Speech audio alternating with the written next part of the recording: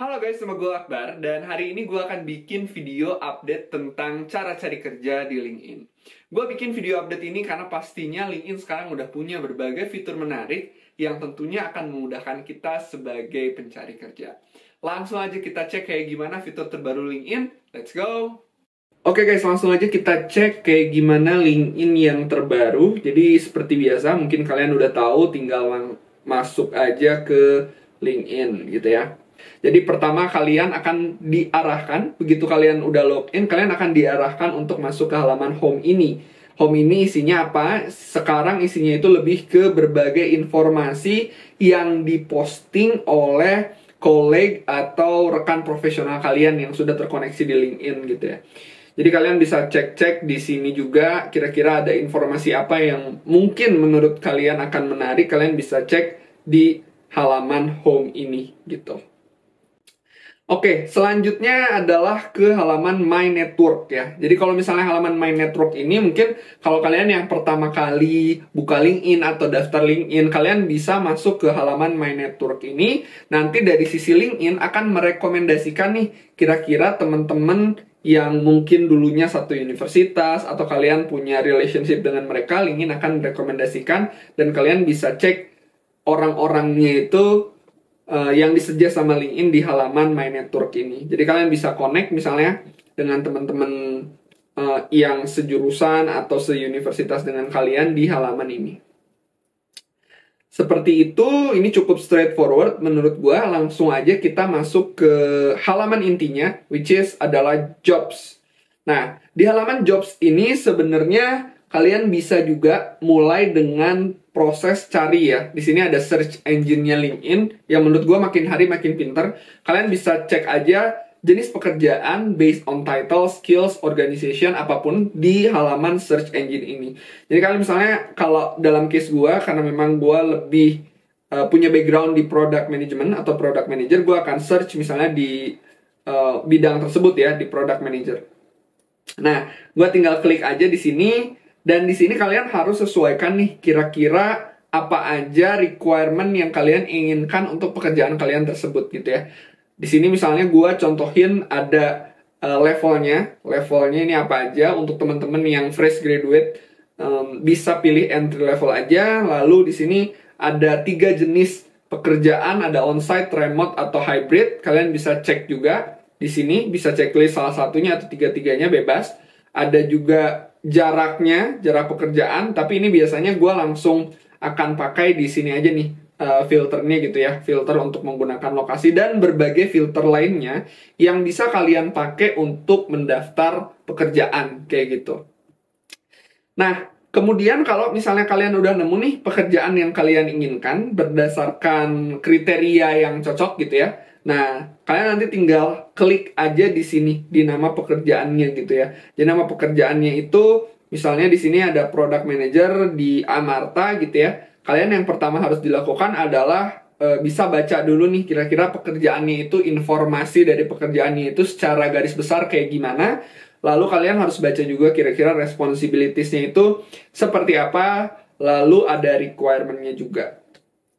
Jadi yang pertama harus kalian pastikan adalah kalian sesuai atau punya skill yang menunjang dan terkait dengan pekerjaan tersebut gitu ya.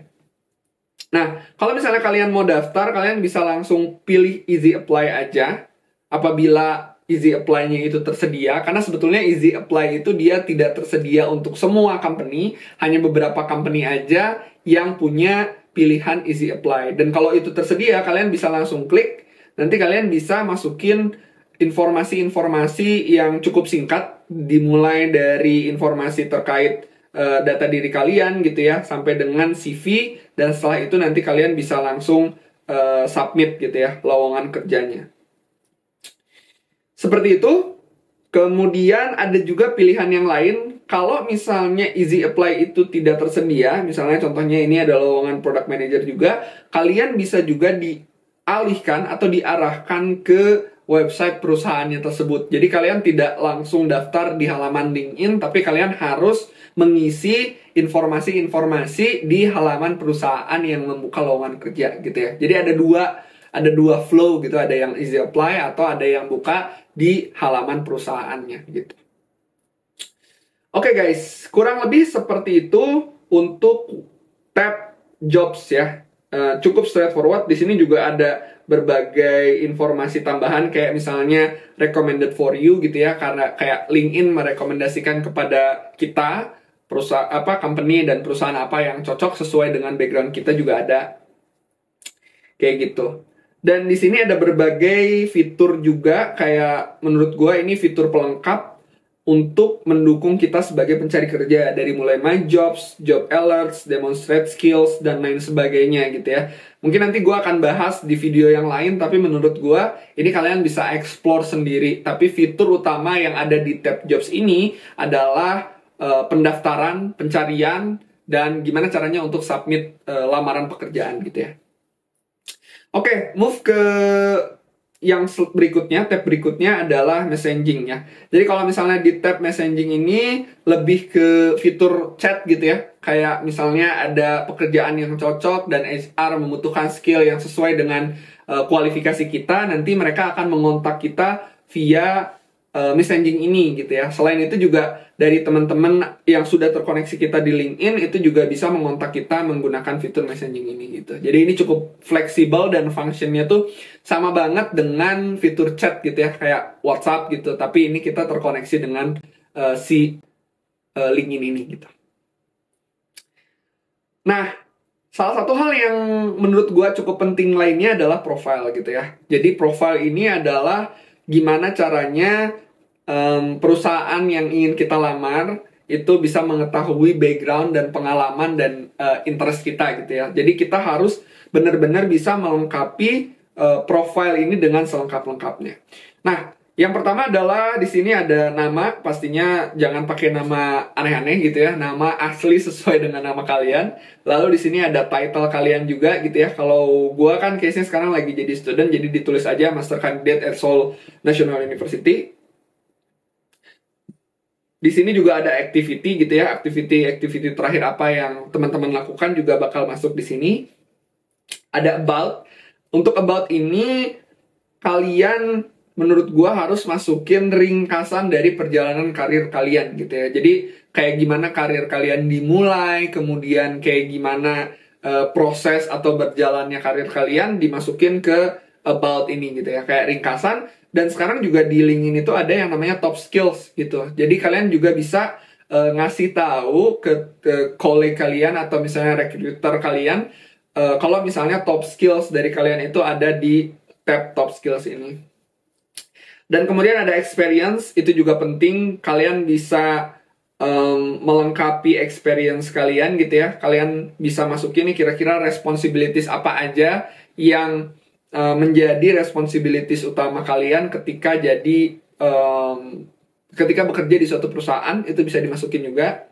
Ada juga di sini ada project-project atau bisa masukin link-link yang terkait gitu ya. Jadi kalau misalnya kalian klik di sini, kalian bisa masukin kayak title, employment type gitu, company name, location type, waktu bekerja kalian, descriptions, skills yang related, dan juga media. Nah, media ini kalian bisa isi dengan project-project gitu ya, atau publikasi-publikasi yang berkaitan dengan project yang kalian lakukan gitu.